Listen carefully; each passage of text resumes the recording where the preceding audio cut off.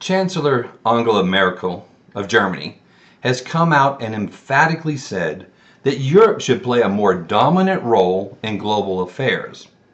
This is mostly due to President Trump's turning the status quo upside down.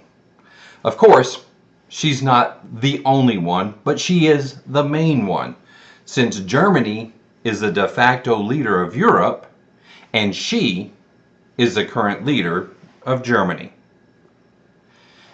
In this role, she continues to cast dispersions towards the U.S.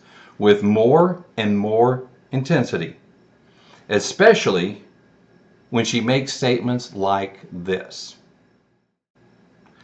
The times when we could fully rely on others are to some extent over. Of course, she's not the only one that believes Trump's America First is causing problems within the multilateral agreements on trade and climate and etc. So, if they cannot depend on the U.S., then what is the next logical step for them? There needs to be a global restructuring.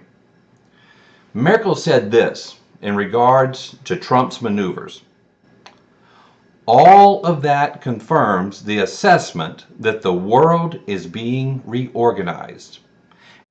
And indeed it is.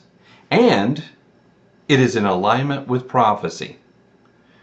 The Bible predicted millennia ago that in the end a king of the north would rise, and it would be the 10th and final resurrection of the Roman Empire.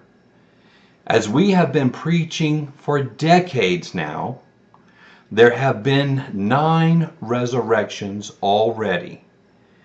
And now all that remains is the final revival.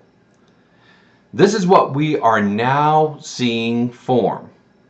The Bible foretells of a political, economic, military, religious beast that will rise to become the preeminent power of the world.